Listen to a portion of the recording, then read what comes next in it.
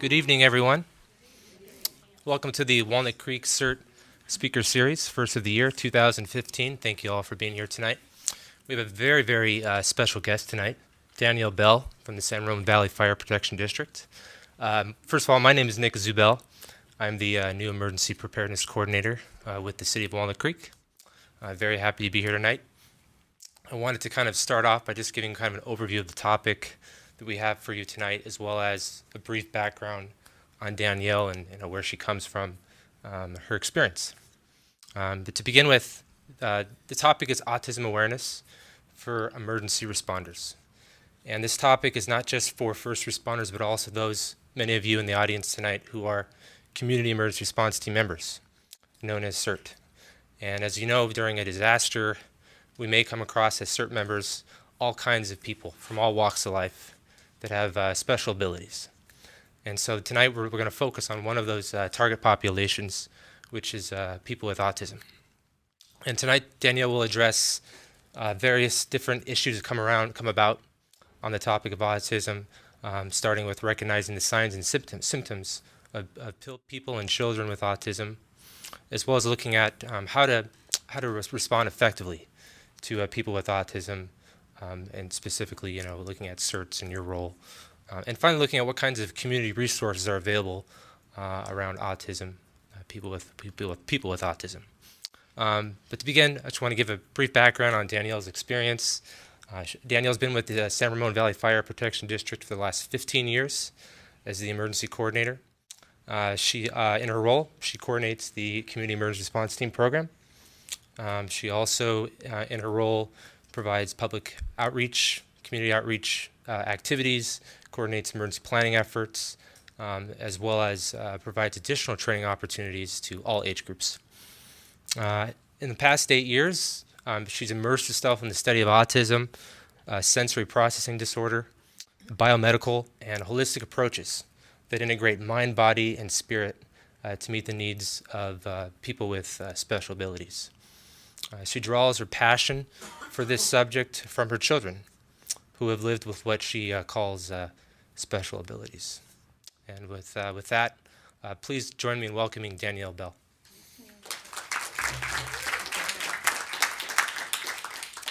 Thanks for having me. I wonder if I can move this at all now.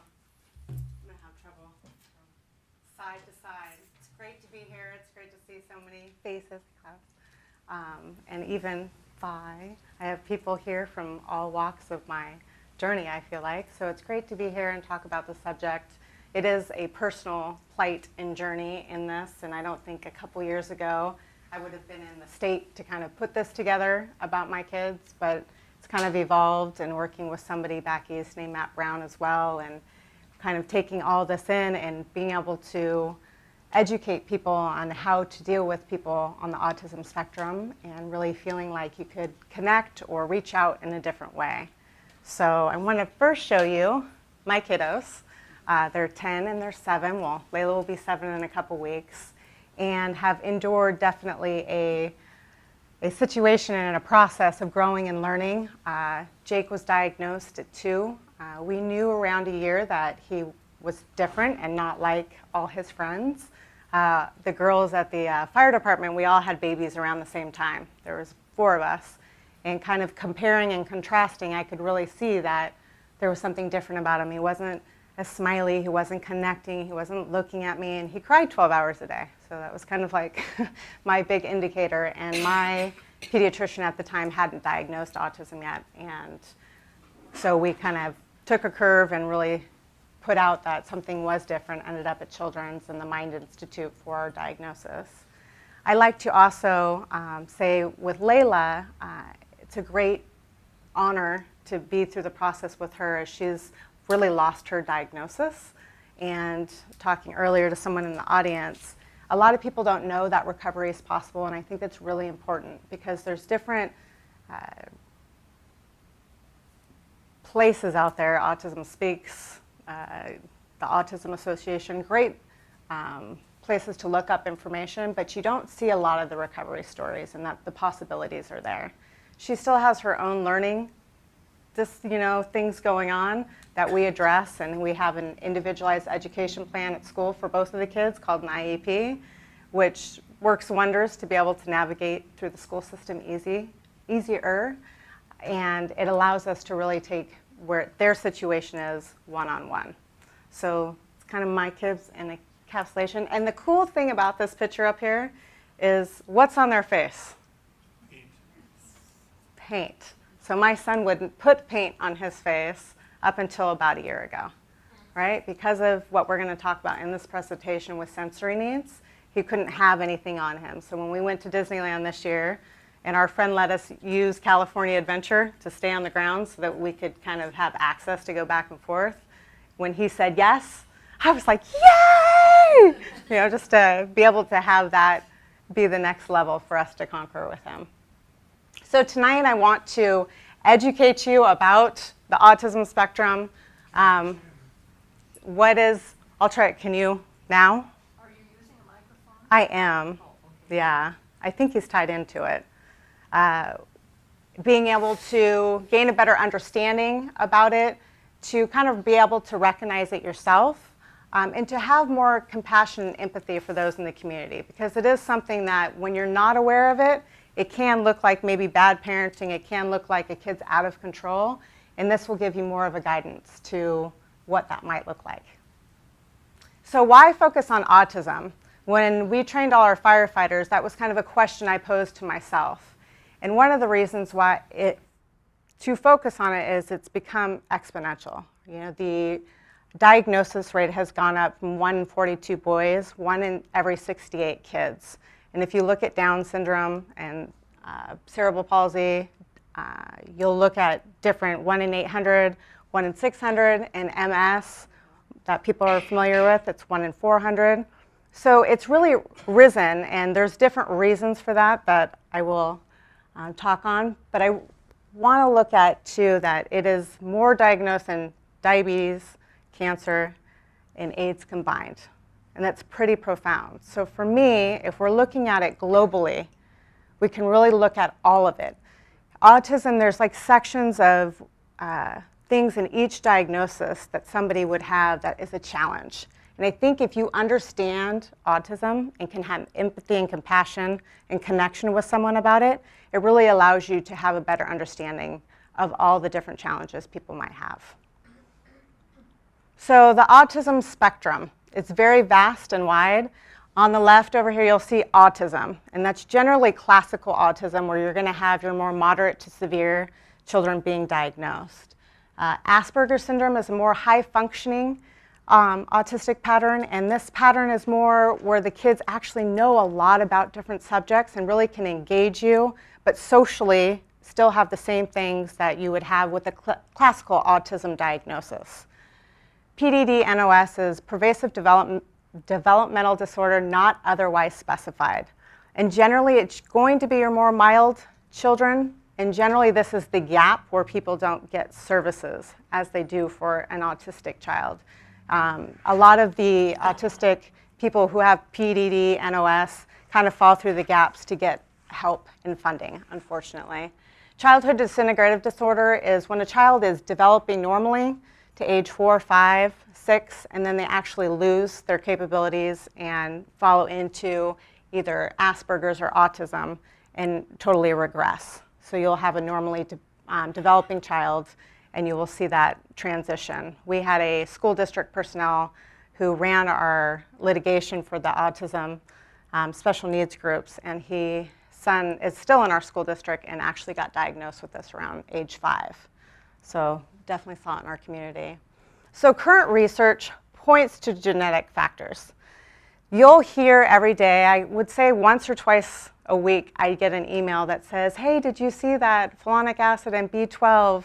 If you do this, the autistic behaviors will totally go away. Or did you know that if the male is older in the relationship, that's what caused the autism? And there's almost new studies, weekly, monthly, that come out. And I think really taking hold that we're looking at trying to understand the kids and the people who are here who have the diagnosis, and not so much, we'll leave it to the research to find out exactly why it's happening, I think for us, it's just to gain a better understanding and a compassion level for those living with it. It usually around 2 to 5 is the normal diagnosis period. We do find a lot of people who have not come to grips with it yet. For my process versus my husband's process was very different. I was ready, I wanted to deal with it. It wasn't going as planned, having a child, and then having a turn, it was like, okay, what's next? Where my husband shut down about it was really hard. So when we go out on calls, we have to be really sensitive. Someone asked earlier, when do you know, or what are the signs? And for a parent, that can take a while, because there's a lot of letting go, and there's a lot of, it shouldn't have happened to me. There's a lot of things to process. So that age gap can kind of vary, but 2 to 5 is generally when people kind of are opening to it and they get some type of diagnosis. So different ranges of all of them. So they call it an autism spectrum because you can have a mild child, you could have 5 of them who all have a mild diagnosis, but they're all very different. And maybe their behaviors are different, and maybe the way they connect is very different. So that's why it's called the spectrum. And you could have 3 severe children or adults, and all their symptoms are different too. So it's very much a spectrum. You can't leave with a pamphlet and say this is what, you know, your next year is really going to look like, or your next week. So what is autism? It's a developmental disability and not a mental illness. And the contrast is good to display because of the fact that it's neurological. This is what they've kind of pinned it to as brainwave and activity in there.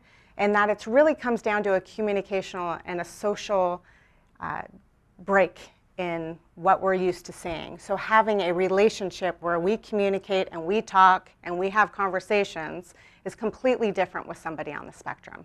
It isn't going to be the normal conversation that you could walk up to somebody and try to engage them and say, hey Klaus, how are you doing? It's so great to see you, and have a conversation about the weather outside. Maybe for somebody that has Asperger's, it's going to be a little bit easier, but then they're going to talk about that one thing that they want to talk about, and it's going to be hard to veer off from there. So that social communication is greatly impacted. And again, the first 3 years of life. 50% are nonverbal. So they're not going to have speech and language come maybe till later. As a lot of people have heard, early intervention is key. So the earlier we start communicating, even with that sign language, PECS, which we're going to talk about, picture communication, it helps enable all of that throughout the years. But you're going to have 50% that may not talk to their 5, their 10, their 15 years old, or some never gain speech at all. The lack of eye-to-eye contact, so being able to sit somewhere and be able to talk, or if we came up on an emergency response or as a CERT member kind of going out in the field and asking somebody questions, they may be looking up here and trying to answer you. But it doesn't mean they don't hear you. And that's not a familiarity we have in our culture. We like making eye contact. It makes us feel connected. It makes us know that someone's listening. We know that, right? From our sibling and our marital rivalry. Are you listening to me? And it's all eye contact, right?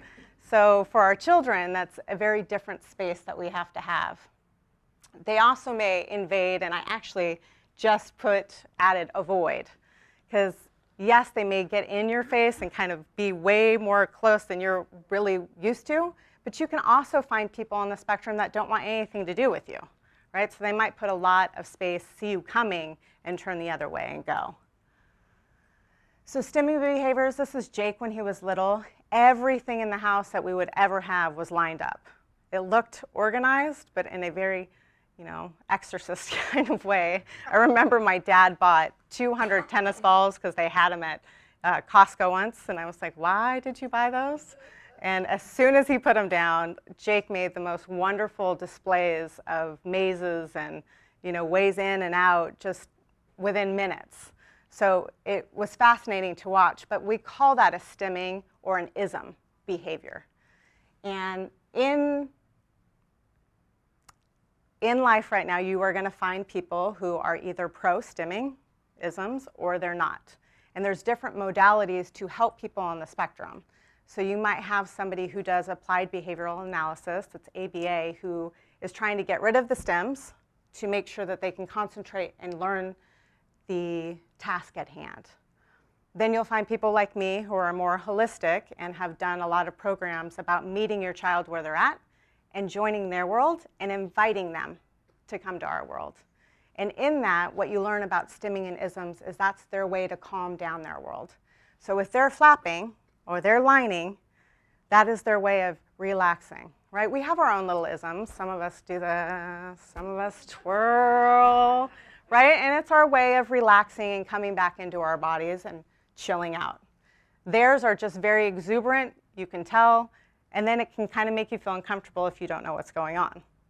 So that's where those behaviors coming into. But for an emergency operation for us, we're training our firefighters to really know we don't want to interrupt that process. We want to keep any peace and familiarity that we can, and especially in any type of disaster a CERT member would respond to. We want to be able to keep that peace and organization for them. I like this picture, I just added it too, just because it was kind of the variety of things you might see between grinding teeth, wiggling fingers, snapping. You might see someone just walking around doing this. And that, I mean, it's an indication. You know, they could have Tourette's, they could have autism, they could have processing needs, but then you're kind of really seeing the effect on the outside. They might jiggle their head just to find it calms their body. We'll talk a little more about why they do that as well. So echolalia says, do you want a drink of water? Do you want to drink of water? So when a lot of kids on the spectrum start talking, it's called echolalia, and they will actually just repeat what you're saying. So we've been to calls where, what hurts? What hurts? Here hurts? Here hurts. So they actually just mimic, and that's sometimes how they actually learn the language. And a speech pathologist can do a lot of work already if a kid can actually have echolalia. So it's actually a great milestone to get to, but then it's tricky to get there and then explore to actually answer the question at hand. 40% have seizures. That's really for our emergency response as well.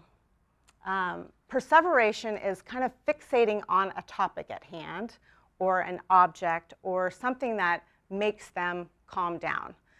They can also say, I want to go this way, I want to go this way. If I could have had the knowledge I had now at the beginning when we started going to all these appointments, you know, 3-day, and we took different ways to get there, and if I could have realized if we just went the same way every single time, the screaming in the car would have been so much better. But you are learning along the way, but they persevere about routine. So as a CERT member, when you have somebody and it's been a disaster, you want to find the person that knows their routine as quick as possible, right? To get that familiarity back for them. For emergency response, we want to be asking, what is their routine right now? Are they going to school? Are they eating? Are they bathing? Is it a nighttime routine? A lot of us will use picture systems, I will show you, that show each task at hand that you're going to do. So can we get into that routine? And that kind of shows one of them, a nighttime schedule. Play a game, brush teeth, wash hands. But with this familiarity, it brings what? Calmness. They can really relax because they know what's coming. So this is the first video. So this kind of displays an autistic behavior so that you can see one.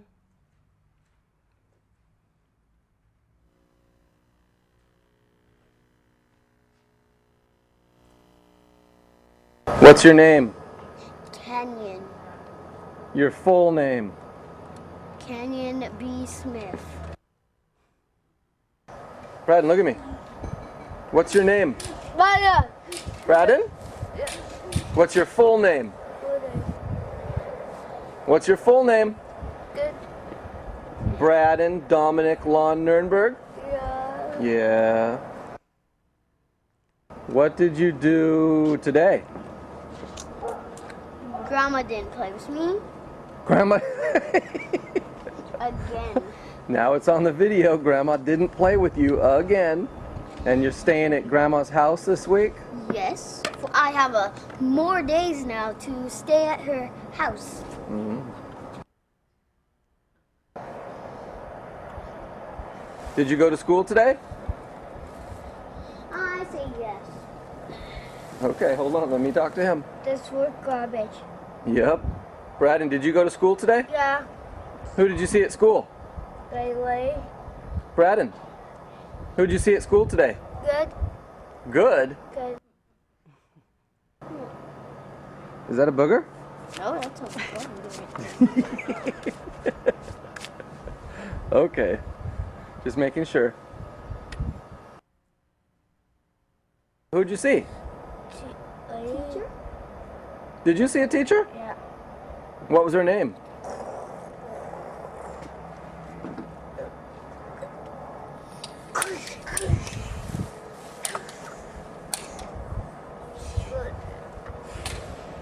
What's this, Grandpa? What's that in your hand, Braden? A gun? What's this? What is it? A gun? A part of a gun that I just busted, huh? What's Yeah? this? Right there. What's this?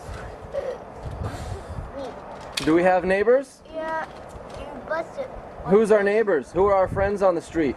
Let's see. What's this? Braden? What's this? Who are our friends on the street? Wait. And then I look up. What's this? You need a Kleenex, huh? What's that? You want to go in and get a Kleenex from Mama? Yeah. All right. You tell Mama? Go in and get a tissue from Mama. It's what garbage. Okay, go throw it in the garbage, please. Not there. Go throw it in the garbage in the house.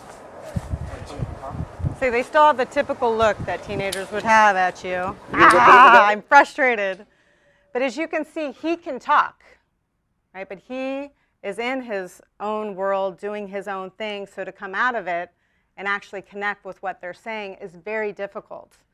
Now, generationally, we see gaps. We see that the older generation right now, when they're with a younger generation that has a child on the spectrum, they're asking, just make him talk. Just make him answer. Don't tolerate this behavior, right? Because we didn't see this 40, 50 years ago. It is all new. And so parents are really dealing with a lot of, what did I do wrong? How can I make it better? I'm really frustrated because there's all these different ways to handle things. And someone recently asked me, which was a beautiful question, if I were to go meet this kid, what would I sit down and do? Which I thought was such a great conversation to have. And I would actually sit in front of him and take that piece of gun and twirl it around just like he was. And then whenever he looked up at me and made eye contact, I'd be like, oh, it's so good to see you. Thanks for being here with me. And then go right back there, right? We want to respect their world and where they're at and really invite ourselves to be part of it. We might not be part of it for a long time. I spent a year and a half in a playroom with my son, rocking back and forth a train, and every now and then he'd look up and I'd say, hi. Right? So it's a different approach, but the kids that I have worked with and what I have seen through the Autism Treatment Center of America is profound in the type of give back and relation that we can do with our kids. One of the other things I want to note, and I'm going to talk about it in a little while, is do you remember when he said, oh, you need a Kleenex? You should go get that taken care of. I'm going to reflect on that in a little bit. So myths about autism. Autism is bad parenting. This is a really big one because of the fact that parents, especially just changing it up from when Vi and I got diagnosed to someone getting diagnosed now to someone who was diagnosed 20 years ago, and the level of services you have, the level of connection with your neighbors, the understanding. I mean, look at all of you coming here to understand a population that's really growing for us and being open to that. It's beautiful. And I commend, thank you for being here, because I just think that's what changes. And that's what changes the viewpoint for parents dealing with this, and having empathy and compassion from other people is so huge. That kids don't have emotions. In, I think it was 2008 or 2009, Savage, it's a radio talk show, Savage Nation, is that right? He came out and basically said that these kids have no emotions, it's bad parenting, and I could fix them all if I could have them. And the beautiful thing that happened was it rose a ton of awareness for everybody, whether good or bad. Everybody was talking about it. So if you went into a store and saw a kid freaking out, or one that didn't look like he was mute, you were then talking about it. I wonder if this was what he was talking about. So in a great way, he brought a lot of acknowledgement to the world for this brief moment of being cynical and saying that he could fix everything. So ill-behaved or spoiled, this is where I'm going to have that community outreach with CERT and you guys. That if you see people in the supermarket and they're having a really hard time with their kiddos, even giving a mom, like, you're doing a great job. Hang in there is everything. Rather than, I mean, if you had someone just come up to you and was like, what does that do to you? Nothing helpful. Even if it's you having a bad day. Like, I always try to remember when people cut me off or, you know, anything with driving, I'm like, oh, they're having a bad day. Right? So it allows me to let it go easier that something's going on. Obviously, I've entered a world that kind of pushed me to look at those things quickly. So common therapies for autism are off the charts. Like, there's a lot of things. So if we have crews show up and they're like, I'm doing biomedical homeofeedback, handle, HiBot, and chelation. And our first responders are going, what? You're doing what? And those can have a lot of effect, and they can have a lot of effect interfering with each other. So for instance, one of them, chelation, is dropping the metals from the body. And there was a lot of belief for a lot of years. So a lot of us did, you know, taking the mercury, taking the lead out as much as we could from their bodies. And kids would have really big reactions. And if you had a child already having seizures, the exponential point of that was going to go up almost 2 times. So could we go to a call and have somebody who's maybe going through chelation and not go take them to the ER right away? Or not suppress the seizure and sit with it for 2 minutes until they're through it? And how can we then be present to see how it's going for somebody on the spectrum?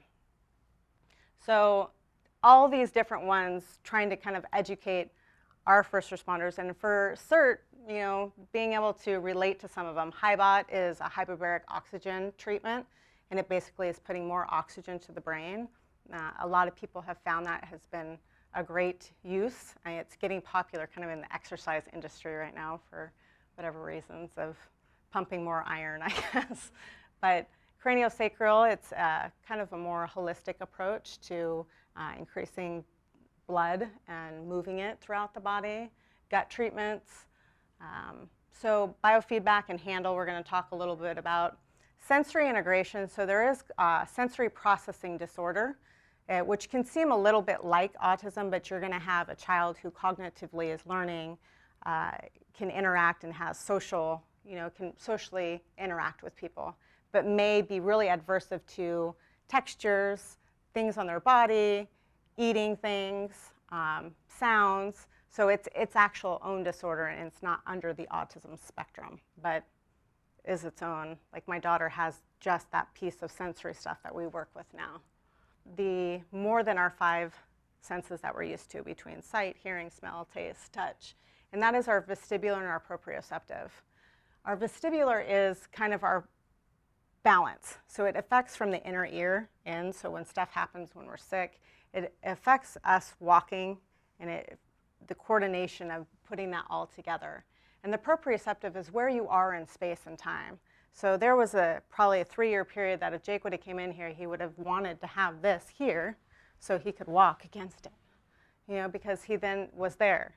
And if you walked with him, you may have a friend who does this, constantly walks into you while you're walking straight. You're like, could you walk over here? And that may have some proprioceptive things going on. And as we, you know, when we're young and we're older, we have some of these things that come up and trying to really be aware of them. For our kids, we have a lot of that going on too. And one of the therapies and modalities that I really helped my kids was Judith Bloomstone, who passed away, I want to say, a couple years ago, came up with HANDLE, which is Holistic Approach to Neurodevelopment and Learning Efficiencies. And she talks about the trigeminal nerve, which is one of the largest cranial nerve that we have, and it affects all your facial nerves. And within that, it's the inner space as well. So the chewing, the swallowing, the headaches. So anything obviously that's up here is going to affect everything else. And there's different approaches to dealing with it between face tapping and exercises. And we saw a huge change with Jake being able to do that, and also meeting him where he was at. So being really cognizant of these sensory issues, when we went to the Monterey Bay Aquarium for a field trip, which was like way too early, but I was, you know, over the top, zestful, I could do it. And I really set him up for success, saying, hey, if you can't handle it, we're just going to walk back out. The tickets are free. I'm not paying whatever astronomical $40 plus it is to go inside the aquarium. I'm saying, hey, if you can't handle this, we're just going to come back out. And he was like, fishies, fishies, fishies, let's do fishies. You know, so he's kind of communicating, really wanting this. We did a lot of visual motivation beforehand to kind of earn this, because he was getting better in the car, and it's kind of it's a trek. And we stayed down there. But once we went in, within 5 minutes, he just started tantruming. And I was like, okay, so we should probably leave. And within just a second of saying that, he just got up, walked down. This is down Monterey, the aquarium row, like to go to Bubba Gump's, I think it is. He just laid down in front of everybody and started putting his boat back and forth. And a year prior to this, I would not have felt comfortable doing that, right? For being in front of everybody, having him, you know, lick the floor, play with his boat, and just taking a moment, and then being with my daughter and trying to help her navigate everything, and then kind of relaxing into it, you know, not stressing out per se. And I was really able to do that. He did this for almost a half hour, and he got back up. He goes, let's go back and see the fishies. And we went back into the aquarium, and he lasted for 2 hours. Right? So whatever sensory stuff he needed to get done, I allowed. And I never realized I needed to give that space and time to that. But I had nowhere to go. And I think being away and being that I wasn't going to go anywhere that day or the next day, it was just like, I have time. I'm just going to seek and be an anthropologist and understand what's going on and try to take notes and play with my daughter, who was a handful as well. But it worked out and gained a lot of knowledge from myself. But obviously, there's no social awareness. He could care less about what anybody thinks about him or what's going on in the world. So that's that social interface that they do not have, and they learn it. And they learn it a lot by role modeling and us telling them what's going on and how people are. And when we can have a conversation with someone and say they're kind and it's so nice to connect, they hear that, and then they learn. So touch, they'll be aversive to touch, want touch. It is seen that they don't really like light touch, most of them on the spectrum, that they want some type of pressure so that that proprioception is filled, right? That they know space and time is there. It's not like chills up down your spine. We got these bags for our kids, and they just loved them because they would get in them and they just walk around the house, and it was like, you know, having a couple little monsters. But it really helped that proprioception in feeling like they knew where they were and feeling comfortable in their bodies. Deep pressure is huge, so it's a huge one for my son. We just did Disneyland a month ago, and it was amazing because as soon as he just started bumping into people, like he literally, we go in February, we take him out for a week, and it's like, you know, less people there, and then you get the special needs access, and it's hopefully 5 minutes to wait. So it's perfect. But by an hour goes by, you know, he's bumping into people, and he's like, oh, okay. You know, and he's so cute. I'm a little biased. So cute and just so interactive now that he fills that up pretty quick and doesn't know what to do with himself, so he'll just start bumping into people. And he can really say now, okay, I need pressure, Mom, I need pressure bad. And he's like 100 pounds, so it's a lot for me to, but 5 minutes of doing that, and he just totally comes back down. It's so amazing to watch as a parent now. It's amazing to have our friends come with us and watch that, you know, and that connection that can happen, and him asking for it and being aware. So hearing, very hypersensitive to noises. You'll see a lot of the kids on the spectrum covering their ears. If it's a bell sound, if it's coming into somewhere, it might just be a car passing and it's a certain volume, but they'll protect themselves with doing that. I know for Jake, when we would ever bring him to the fire station, it was like the whole time, just, you know, I don't know what it was in the atmosphere of being in the big house with the engines and in that type of space, but he usually did that. Vision, I also added, so they may have really great vision, but they're also not going to look at you all the time, or they may give you brief interface. And you will see parents, and this is where that fine line is, that parents really do want them to make eye contact, say hi, can you look at her?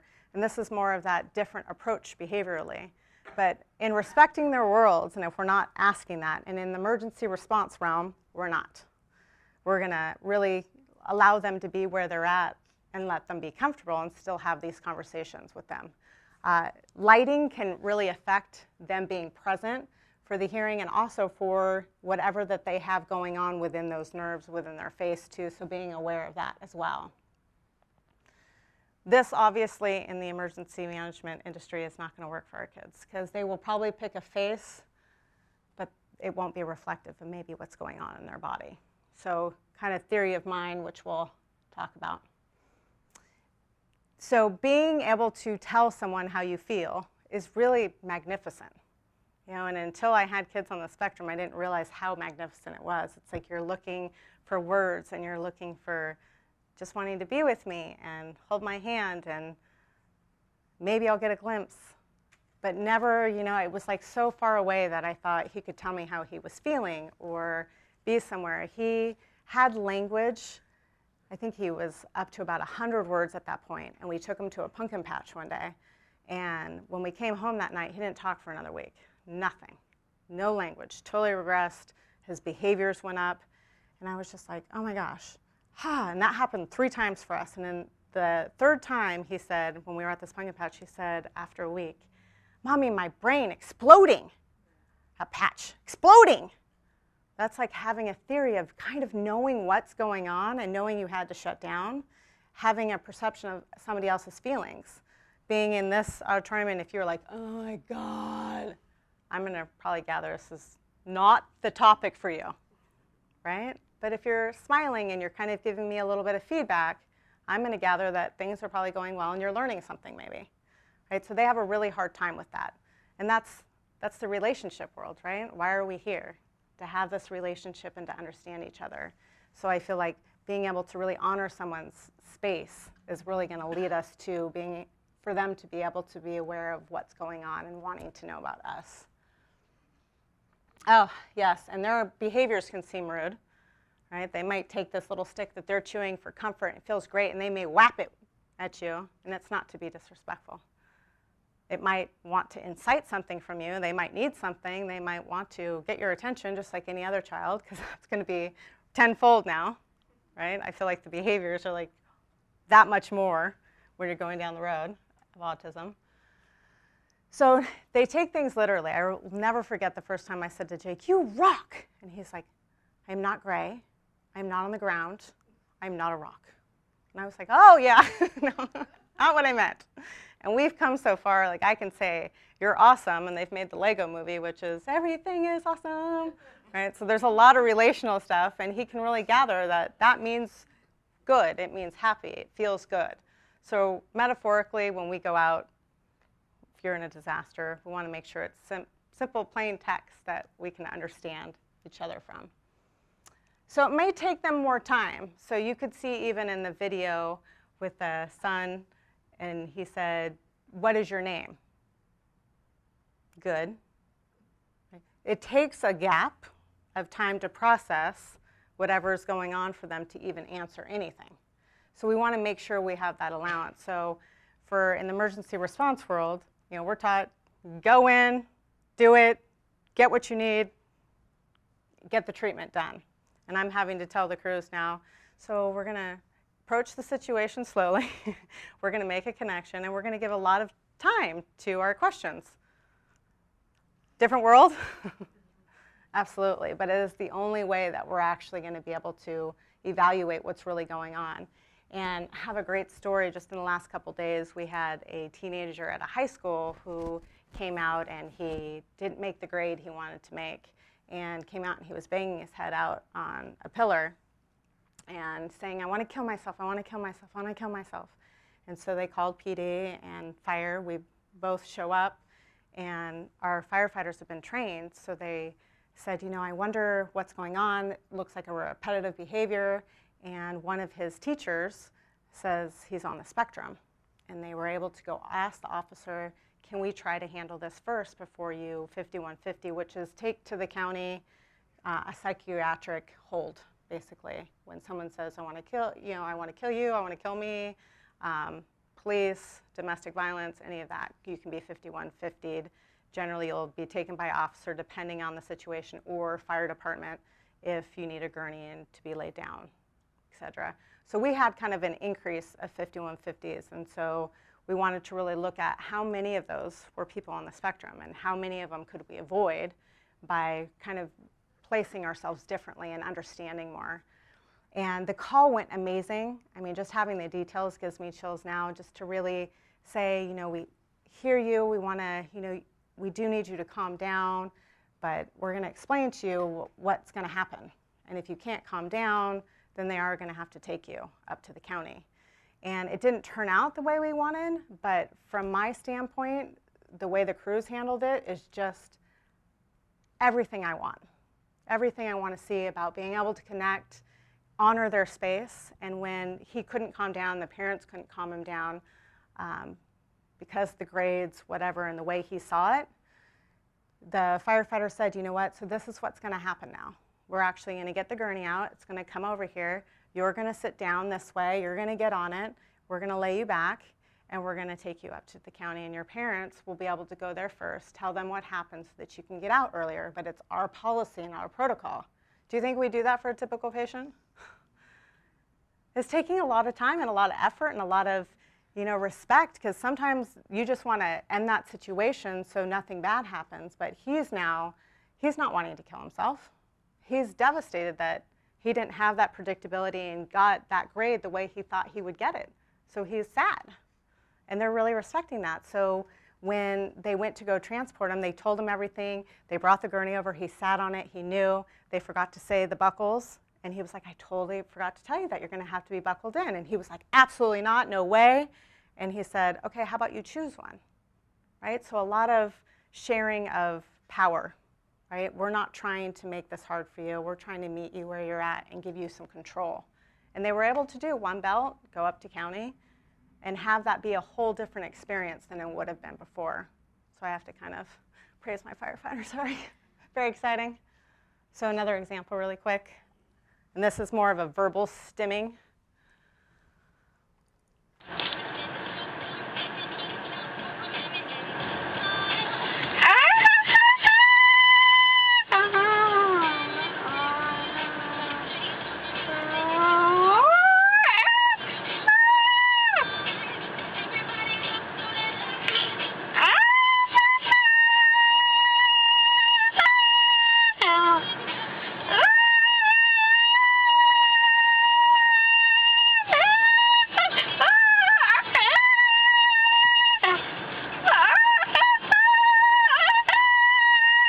Do you want to go?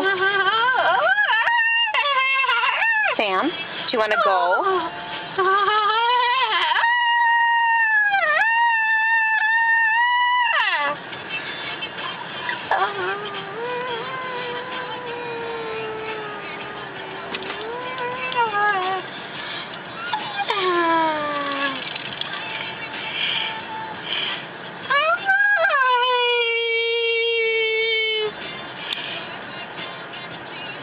So what do you think could be going on here? Right? That might be the first thing you turn off. Right? I think she was filming to try to get perception, and you go through this phase, I think, as a parent of somebody on the spectrum, and you start filming little things to gain understanding and have proof of what you tolerated throughout the day. I remember with Jake, he would say tree, we would drive, didn't matter, with 5 minutes, 45, and he was like, tree, tree, tree, tree, tree, tree, tree. But, you know, I learned about earplugs and not doing the radio, but that's what you might have. It might be the radio. It might be that he wanted to go, right? You're sitting. It's not feeling good. Maybe the octave levels are off for him, and he's not feeling in that facial nerve area, and he's finding a way to calm himself and doing, if you ever tried it, even when you think about meditation and the when they have you breathe and stuff, it's all a very meditative way to calm your body. So same thing that our kids are doing. So why is it critical to recognize anybody on the spectrum? So in our last call, it was critical because they would have handled the situation much different if it were a typical high school student saying, I want to kill myself because I got to see. Right? We would have been like, oh, okay, what is going on for you? But for somebody on the spectrum, you know, it's just feeling overwhelmed. It allows us to think outside the box, right? We don't have to go about it the same way, and then maybe if we get creative, we had a kid who was running all in the middle of a main intersection, right? We generally probably would just go grab the kid, and generally we're going to do that, right? But there are kids who are on the spectrum, adults, teenagers, that are 240 pounds. Unless you have somebody that's come on site that's that big, you aren't going to just pick up this person and have them do what you want, right? So even in the, if you're talking, do you think they can hear you? You betcha. Probably not if you're yelling, right? Because they're probably not listening, and you're probably hitting that same area. But if you can be calm, they're going to get a few words, right? And they're going to try to understand because you're calm. It is the biggest thing that we can give people on the spectrum. It's the biggest thing we can give people in a disaster is being calm, right? Our whole thing with CERT in the psychology portion, I would love to see it more focused on what do we do every day to calm our presence and how do we connect with people, because it would help all of this fundamentals with anybody on the spectrum, right? And we get more used to what does breathing actually look like. And could we help somebody just take some breaths and so that they could clear? They don't have to go in a high-bot chamber. They could actually just have some oxygen to the brain right then and there. But it's really hard when you have somebody who's maybe yelling and you're irritated and you have all these things you want to do in the day and you just can't stand it anymore. And you can probably relate why parents, you know, lose it. And they have a hard time. Like, I never thought we would put signs out just to amuse ourselves. Like, if Jake were crying for like 8 hours, we'd put him out in a little stroller on the front porch and put free to a good home. Just for our own delight, not that we would do it. But it really raised an awareness for us of, if you're not, you know, educated, if you don't have an income, if you don't have resources, if you don't have a village of people around you, it can be really taxing. You know, and it really opened my eyes to not judging people who've had to make really extreme choices, right? Because I don't know what it's like to be in their shoes and not have the support. I had a village help me. I had 18 volunteers at one time. Oh, it gives me chills still. Okay. So most common calls are elopement, running off and not listening and not being aware, and they don't care. Well, they don't not care, but they're not aware to, you're caring for me, I should be aware that I'm running away into danger. They don't have that. Self-injurious behaviors and caregivers not knowing what to do. So that's probably the main thing I see with our calls of 5150 and going to county is the caregivers just don't know what to do, and they don't have the education and the awareness to meet them in a different way and be creative. And it's scary, right? It's your child, it's your whole world. So if you're not knowing what to do and they're, you know, screaming and yelling and hurting themselves all over, what's the next step? They're very susceptible to drowning. They love water. I don't think I've met a kid on the spectrum yet who doesn't like water. Like, they all seem to really love water. And I would say that's a very commonality between them. And I remember getting hired at the district, not knowing anything about autism, and going to a conference. And it was really about, I'm sure it was autism at that time, but studying how they're fascinated, these children, these particular children were fascinating with fire and water. And, you know, kind of coming into fold of my life, I'm like, oh my God, that conference was all about autistic kids and adults. Threshold for pain is high, and it varies. I don't know what the statistics are and how many statistically have that, but I know for Jake, he absolutely had it. I mean, he burned his hands on the oven one day. I already knew at this point not to take him to the ER, and he was like, play, and he had, like, you know, the bubbles coming up, and I was like, okay, pain tolerance, hi. So I just called somebody from the district to kind of help me decide what to do and wrap him, even though I'd wean him off. So we need to be really aware of that, and in a disaster, CERT members do. Right? They could fall off a ladder and look okay, and they may not be. Inside may have something broken. So this kind of hysterical, that one of the best clips that I could find for an, you know, responding in an ambulance is from Bruce Willis's movie Mercury Rising, which is either the 70s or the 80s. So you're going to see a really young Bruce Willis, and we'll talk about it after, which is ironic to see it so many years later, and I was like, right there, we could clip it.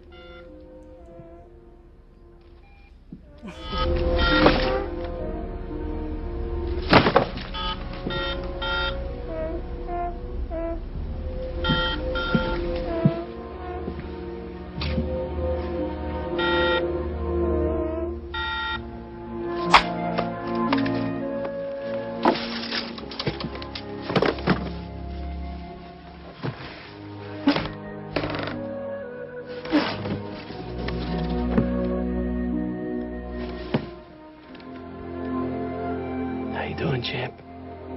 You okay in there? Come on.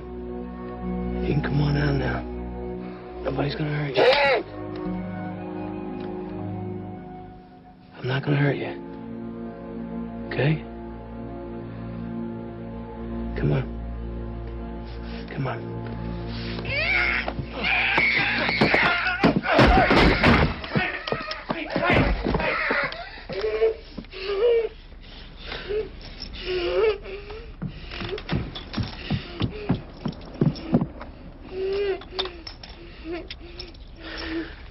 Call Concordia. Get an ambulance over here. Have some badges waiting for us when we get there. For what? I want this kid protected. How am I going to justify the overtime? Since when you worry about overtime, Jack? The coroner says murder-suicide. They can go. Anybody asks about the overtime, put it on Lomax's gold card.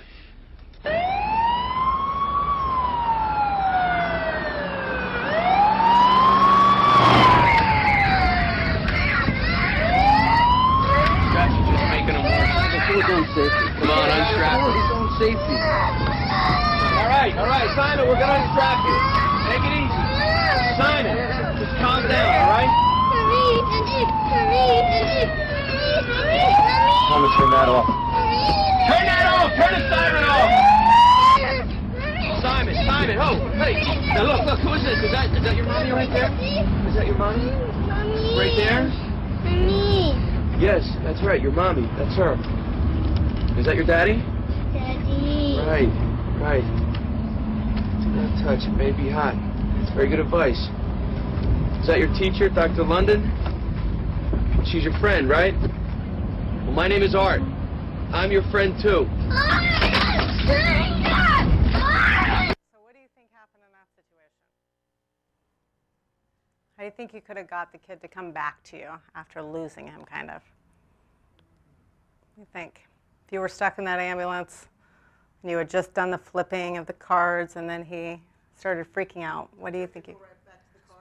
Very nice. See, I know I should bring chocolate with me for rewards. It'd be so much better. I could feel it, see? Chocolate, yeah. He asked me earlier if I could fit this in my pocket. I was like, no, I could barely get my pants on today because I've been eating so much chocolate. But thanks. So absolutely start over. Going back to mom, bringing that perseveration and that familiarity and that routine back into place, right? It's been great for us to experience some of the people in the ambulance mode now to see maybe unbuckling them, turning off the siren, trying to keep it, a little bit less chaotic, having something to chew on, like even if it's an IV drip bag or something, just the cord to bring down the calmness that you need to get from point A to point B. For me, I've been in an ambulance before, and it's not a comfortable ride at all. I'm sure many of you may have been in one too. So for someone to be on the spectrum and have to endure, the movement, the sounds, the sheets, the rawness, people asking you questions, the high, acceleration of just the drama that's going on is so much. So we have to be hypersensitive to somebody that's on the spectrum. So we just talked about that one. That's for our dispatch. Being aware, you want to be aware of those nonverbals. So coming into it, they may not respond the way that you might think that they might because of the situation that's going on, whether we're going to a call or whether it's been a disaster and you're having to witness them for the first time upon arrival upon the scene. They may just be doing this, and then you may see extra going on to be able to calm them down. So this is where being aware of what autism is really going to help you in dealing with the situation. Under stress, they may just flee, right? We talked about being able to elope and get away. They may become aggressive. So for us, for Jake, the first 6 years, he was very aggressive in dealing with things and having to be at school. We ended up pulling him out of school at one time. We wanted to be able to meet him where he was at and allow him to, if he was headbanging or he was going to get a bloody nose, or to not, after we got educated, to kind of stop that and allow him that space and that time and trying to work through that. So you're going to see that in a variety of different people on the spectrum, that increased just not knowing what to do and kind of needing a release, and maybe finding a place they can do that. Whether, I feel like even for typical kids that just need to tantrum and let it out, can we put them on the grass and say, hit it as hard as you can, right? Rather than saying, don't do that, don't hit your brother, don't hit your sister. Let's give them something to do. Let's give them something to hit. Because obviously needing to let it out, we know when we need to let it out. We just have become, a little more refined, and we keep it in, I think, a little bit more than we'd like to. Letting a good holler out every now and then is awesome. So meltdowns, preventing them so we can get the sign and the symptoms in there so that they can communicate with you, so that we can kind of prevent going down that road. And I feel like that's what they did for the high school student, was really kind of understand where he was at, try to kind of meet him there so that he didn't have to break down completely and the transport had to be awful. So removing excess stimuli, sometimes that can be the parent, right? A parent that's going berserk, or you're somewhere and the situation's got chaotic and someone's crying and saying, this can't happen, I don't want this happening to him. He's already been through this. Maybe having someone be with that person while you're with the person that needs the help. So looking for familiar people as well, and giving constant reassurance all the time. So one thing I think I really learned at the Autism Treatment Center and all the modalities since is really talking and being there. I mean, we all like that. If you're having a bad day, you want to talk to someone that's it's going to be okay, even if you don't know if it is. I lost my mom and my brother within a 2-month period, and it's so easy to shut down. It's so easy to isolate. But what do we really need? Comfort, right? And people in this situation really need comfort. Yes, we all need our space, and people on the spectrum definitely need their space. But in these type of situations that we're talking about, adrenaline rush, things that are not predictable, things that can be really scary, we really want to bring in that reassurance that, you know what, I am here right now. I'm not going to leave your side for at least 25 minutes. Like being really descriptive. It doesn't have to be sad that at some point you're going to have to leave, but we're just really bringing that clarity and that routine in so we know what's coming. And I feel like for me, in an everyday basis, that would be nice if people did at points during the day. But we can't always do that, but we can be really aware for them that we need to. Auto-extrication becomes a really big thing to explain what you're going to put them on, that you're going to put a neck brace, so really describing everything. So I guess it's really relevant for CERT members as well. So if you have somebody on the spectrum and you're going to have to do RPM, say it out loud exactly what you're doing and really work them through those steps so that they know. You don't have to kind of keep it in and see and do everything yourself. You can actually let them know what's going on every step of the way. Transport issues, kind of reflected on. Hospital is a whole nother endeavor that I want to pursue, but that's really kind of having a quiet space for them, being aware of their sensory needs. I don't know how many of you walked into an ER and just heard the lights. Nothing else there. The lights are so loud. And I just feel like even creating a space where there's a different, not fluorescent lights because they buzz really loud, but having a different lighting in a room, making a room that has less stuff in it. I know we need our simple heart rate, monitors, absolutely, but there's a lot of extra stuff that's out in ER rooms. So it's a whole another endeavor that I feel would be great. So that's my son with my husband, and you can see already he's wanting to try to use the hose and the water because it's water, and it was particularly funny because a lot of the kids on the spectrum, because they don't have this awareness, they would hold the hose, they'd turn to their parent. I think it took the 4th or 5th kid, we were like, oh yeah, okay, so we're going to have to make a bullet over here. You aim here, aim here. But letting them try different things at the firehouse, letting them put the BP cuff on, letting them sniff it, if they run their tongue over it, not freaking out, and letting them just kind of gain awareness of what that looks like, how it feels, and not being scared of it as a bad thing. Being really aware, so I had said at the beginning, if you're out at the grocery store or you're going to a movie and you hear that kid in the movie theater, I can't even tell you what it's like just to have people give you good energy. And it seems very, airy-fairy for some people, and I totally can appreciate that. And then there's the other side of it's just truth, that we could walk in here, and if I'm in bad mood, and the presentation's going to be very different. So there's no way anybody can deny someone's energy really affects that, and you don't think about it when there's silence. But if you're in a movie theater and someone's having a hard time and everybody's like, ooh, the kids feel it exponentially. One story that I love with Jake that I just knew he felt much more than I could ever imagine was we were on the beach and he ran up to someone who was, further than you guys are, probably twice that distance, ran up to them and said, "I'm so sorry you're sad. I'm so sorry. I'm sorry." And he ran back to me, and I was like, okay, I'm curious. I'm going to walk up and ask. And I said, what did my son say to you? And he was like, he knew. And I was like, knew what? And he's like, my wife passed away yesterday. And I was like, oh, okay. Trying to hold it together, but he has that type of empathy. We'll go to he loves watching dogs at the dog park, just to hear his laughter. I mean, people will schedule their days to come watch my son at the dog park. It's amazing, because I should put video of it. He's just hysterical. He just thinks it's the best thing. It's better in Disneyland. But he'll walk up to somebody on a bench, and he'll just be like, it's going to be okay. And I'll have to make time and just studying and and asking them, can I ask what happened? Did something happen in your day? 10 out of 10 times.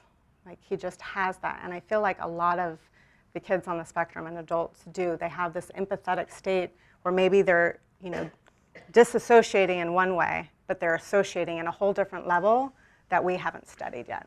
So being really aware of that too, because your energy transmits to somebody. And even if you can't say anything, a smile feels amazing. I know when I started taking Jake to the store at Costco, you know how the refrigerators go all the way down? He would open every one. And one day this guy, and it was early on, right after our diagnosis, the guy would shut them. And when we got in line, he was like, that he's somewhere on the spectrum, right? I would say, really on the spectrum. I was like, yeah, I'm just learning about it. But it was just so comforting to have somebody who could understand it and engage in such a different way. And I feel like all of us have that capability of doing that now, especially if you have a niece or a nephew or someone, and they have a behavior of just rocking and coming into the home and just rocking with them for 2 minutes. And just trying to get comfortable yourself with being with this person who doesn't deal with life the same way we do. What a beautiful thing to offer that family and that child. That we don't have to have a conversation, have contact, eye contact, and do all this traditional way of connecting. That there's another side of all of us that can connect in that world. And it's pretty amazing to do it. We talked about that. So things that you can ask, and this is for first responders and for yourselves in that response mode, is you want to find out what their motivations are. So my son's motivations is Legos. So CERT members, how could we get creative if you don't have a Lego with you? What could you give my son?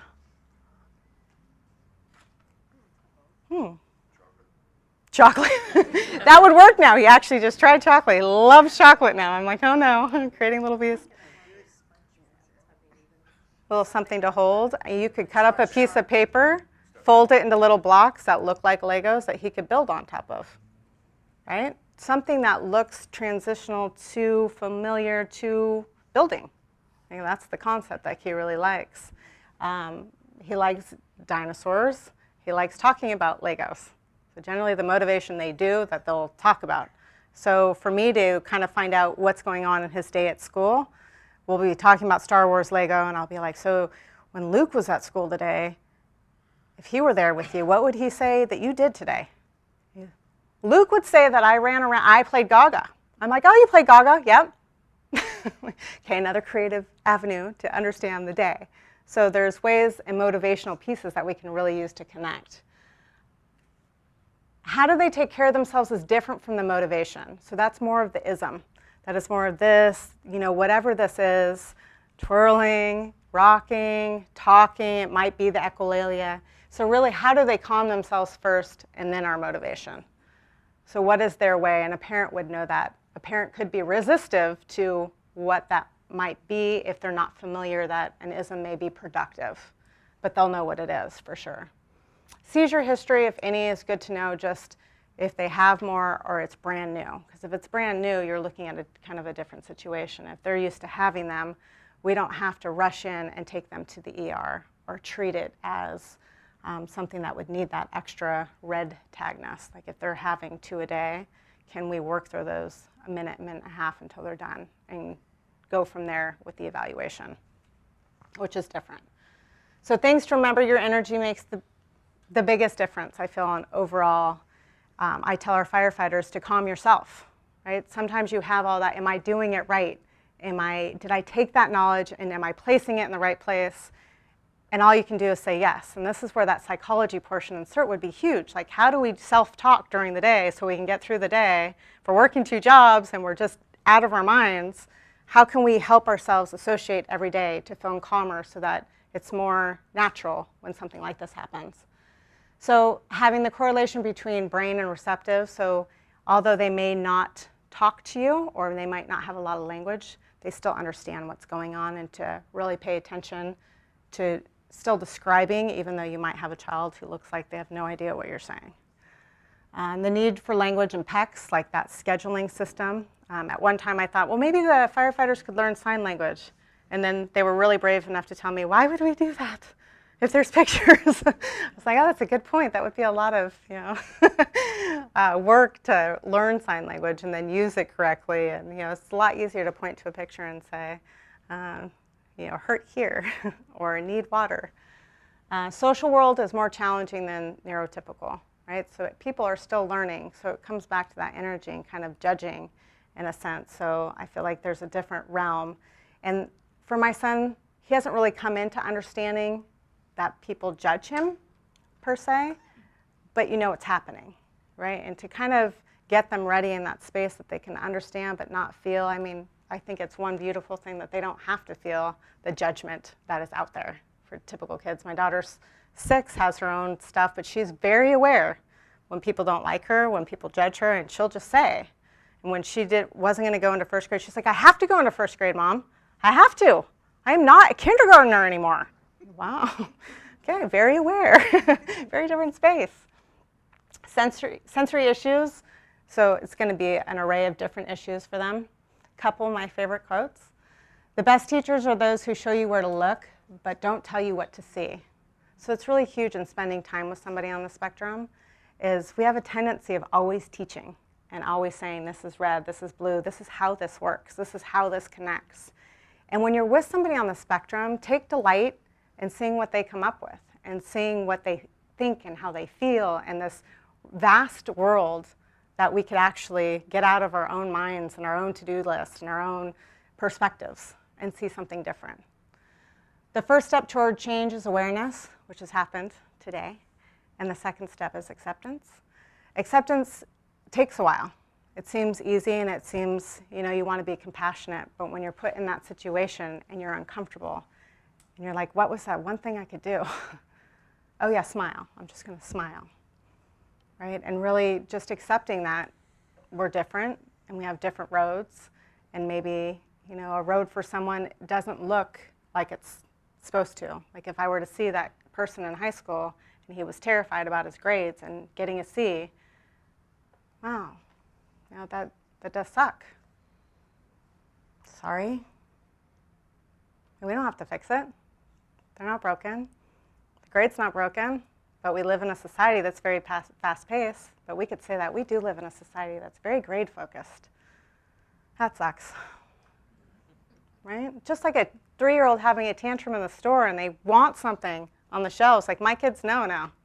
My daughter will go, I want this. I'll save my money. Because she knows, like, you can have a tantrum. That's fine. I'll sit down and play with my phone. I always need a good reason to be on my phone. Sounds great. But now she knows. It's like, I'll give it a look, like, okay, am I going to sit down? I get phone time? No. There's my son. We got a doggy this year. And isn't he cute? He was one of the dropouts from the Good Dog Autism Foundation. She was like, do you want the dropout? I was like, yes, because they're like $20,000. So I was like, yeah, that fits my family. I love it. So that each individual child with autism is unique and may act differently than others you meet. So if you meet one day and you're like, oh, that's what it's kind of about, you might meet another day and go, oh, wait, that wasn't like the first one, but still unique. My friends, kids, we worry about what a child will become tomorrow, but we forget that he is someone today. Being really present with that. And I think for all of us, right? We worry about being happy or finding that golden nugget, and rather just sitting with where we're at and just finding the things that we're really grateful for and really honing in on those things. And we can do the same things with people that we meet out in the community that have special needs, or what I would refer to as Nick said in the beginning, special abilities. You know, they may have deficits in some areas that we term deficits. Don't know that I would anymore. But they definitely have special abilities in a different way and can really help broaden our existence and how we live our lives.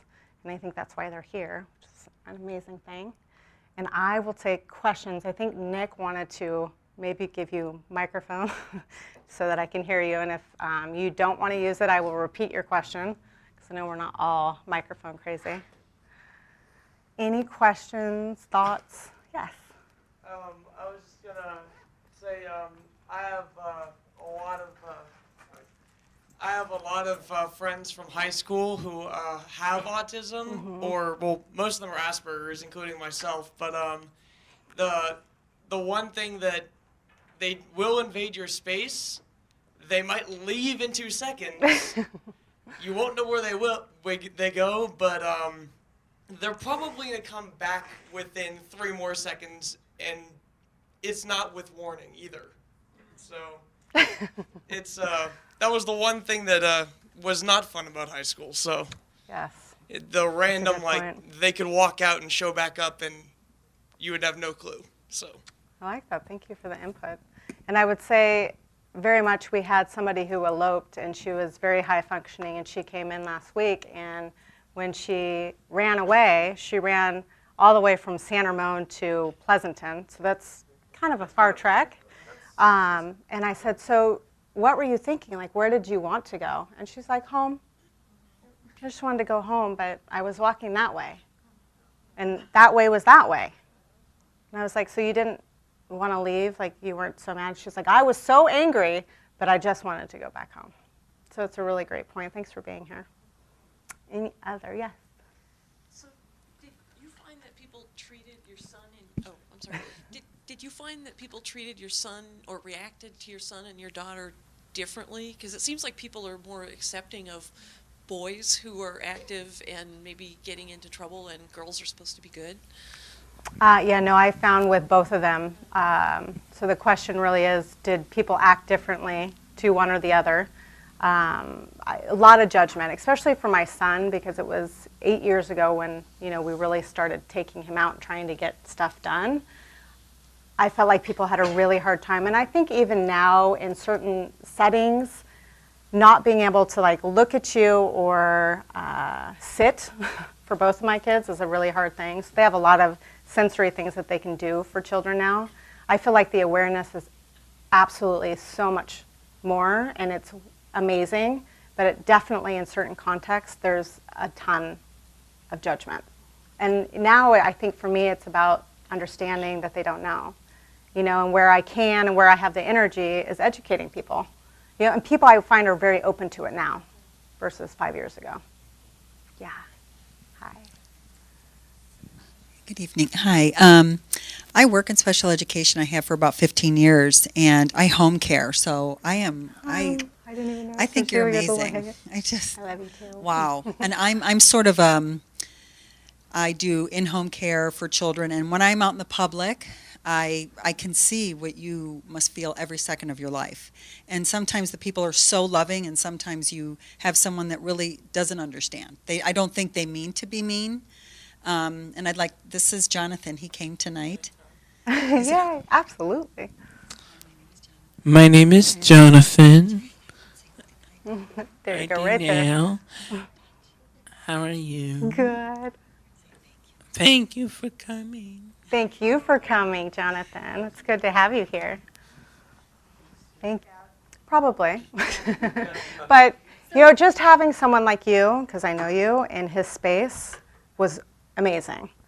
I think the hard thing is parents don't always know what to do. They don't know how to set them up for flying. If they're being taken to go get treatment somewhere, there is nothing, and a parent, especially with somebody on the spectrum, can't afford a jet to put them isolated. I don't think you see that quite as much because they're so difficult to travel with. I know for me, I wanted to take Jake to an intensive back east, but I could not imagine having to go through that at that time. Oh, absolutely. Because, I mean, you're talking about a flight, and you're talking, people are used to a certain way of being, and that is not it. And not having someone to fix it, and it's very loud in a plane, and you're scared at that point too, right? Because you don't know really what's going on. And I think as a mom of that type of situation, you have to learn to communicate too. Like when you're getting on the plane, like I've flown with my friends going to treatment centers, and we let people around know, you know what, this may not go well. They're on the spectrum, this is what that means, and any empathy and love that you can give us, we'd really appreciate it. There's nothing you can do unless he lays on the floor. Let him lay on the floor until a stewardess catches him or a flight attendant catches him on the floor, right? Like setting up the rules and the boundaries that you may need those broken, but like what you need in that context. And I don't think a lot of parents are set up for that right now. Yeah, absolutely. Would have been more understanding. Yeah, well, and the containing is not, unfortunately, a solution, especially when you're, well, when you're traveling somewhere. Like he knows that he's not going to be able to be contained too. They're not stupid kids. So. A similar question. If you think about a mass casualty incident, we do the triage and we go into treatment. I'll repeat it. In that case, what's your recommendation for dealing with people on the spectrum? I think it is going to vary. I think the people that we can treat and tag as best as we can, and having that familiarity that they might be on the spectrum or they might be able to say they are, because you can really have a kid around 7, 8 up know that they have some difference and be able to communicate that, and that would help your tagging of that person too. So I think it really is case by case. I wish there was a blanket statement, but not so much.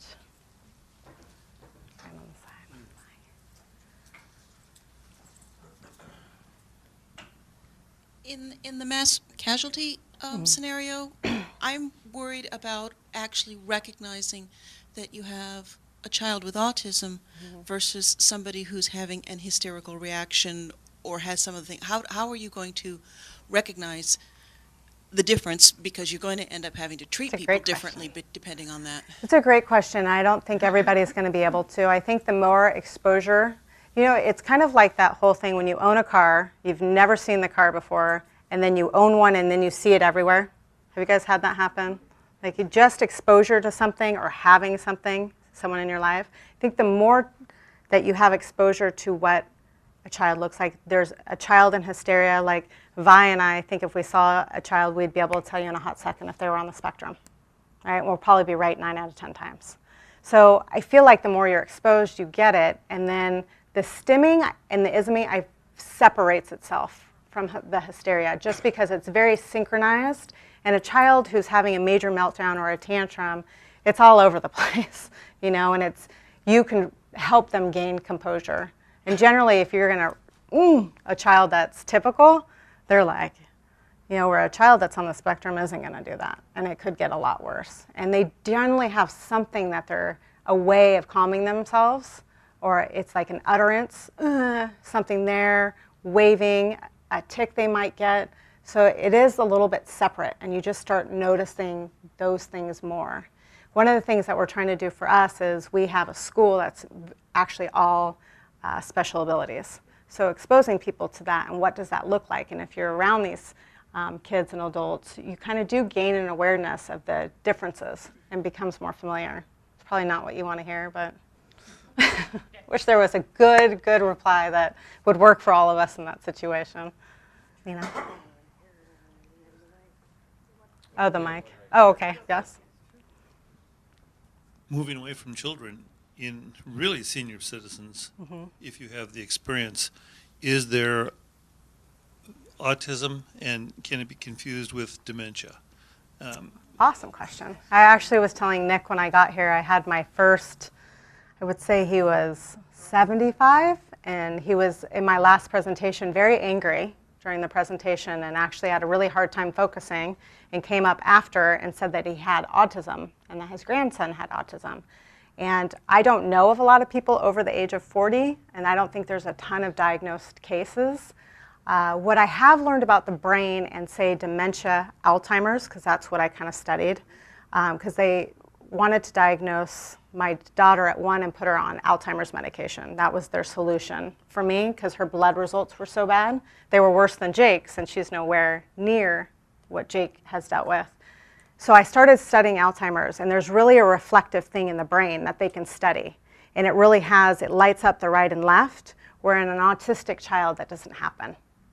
So there is a big difference, and that's why as you age too, you get, you know, the MRIs, you get the different screenings that you have. We don't run a lot of those screenings on people on the spectrum because there's no evidence that says that those parts of the brain, when they light up, will equal autism. But if those parts of the brain are lit up, you could have Alzheimer's or you could have dementia, though. So yeah, it does differentiate itself in that kind of Western world for sure.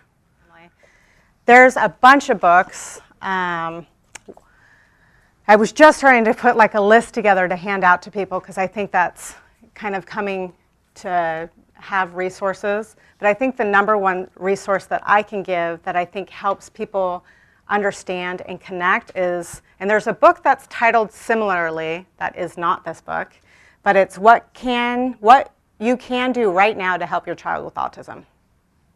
And this book really is 10 things that really help you connect and help you distinguish and be with them and help them.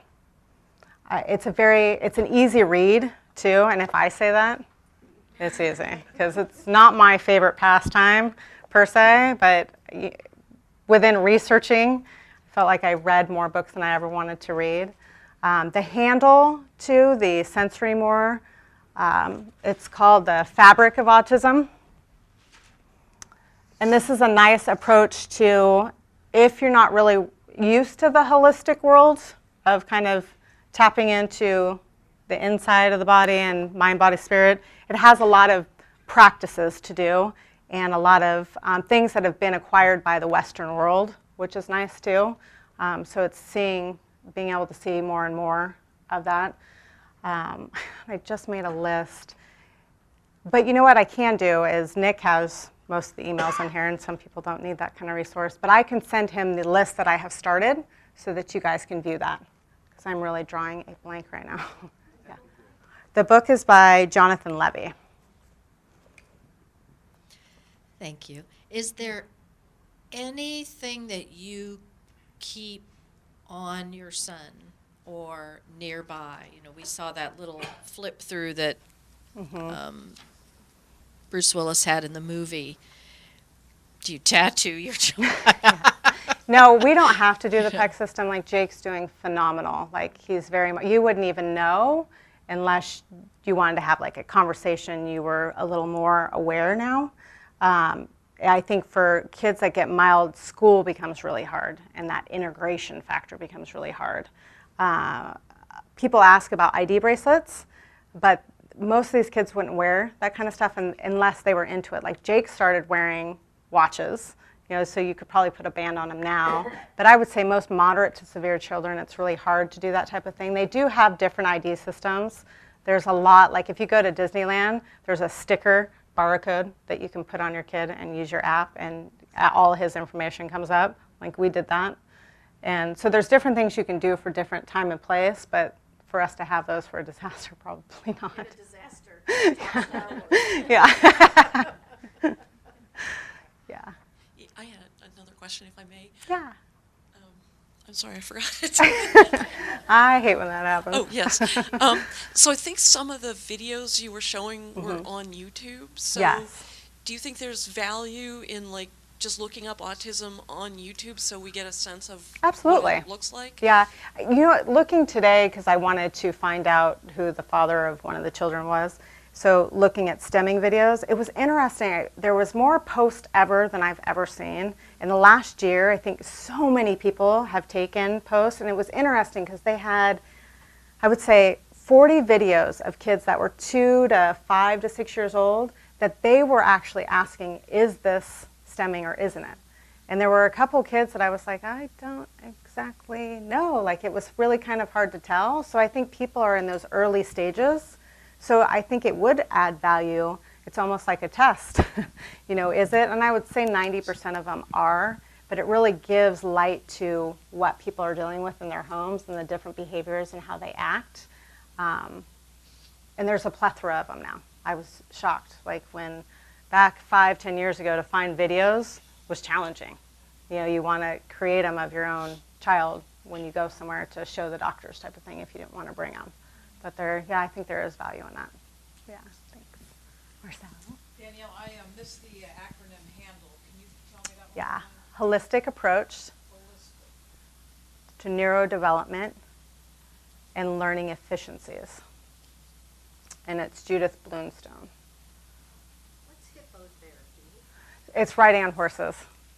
Oh. But the short term of it, yes. Equine therapy. Yeah. Okay. Yeah. It's a specialized. No. I'll try to hear. I wanted to ask if obviously the French fries wasn't the first that he tried out of the bottle. So how do you integrate it? How do you integrate food after maybe being bottle fed?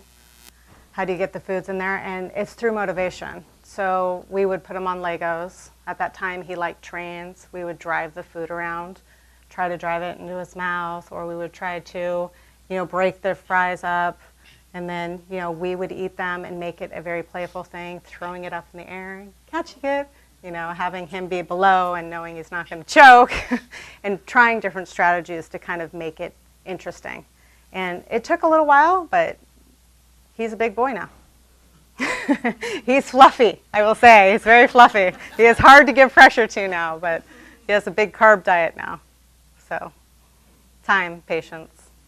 Sequential oral sequence feeding. That's what it's called. Have you heard of it?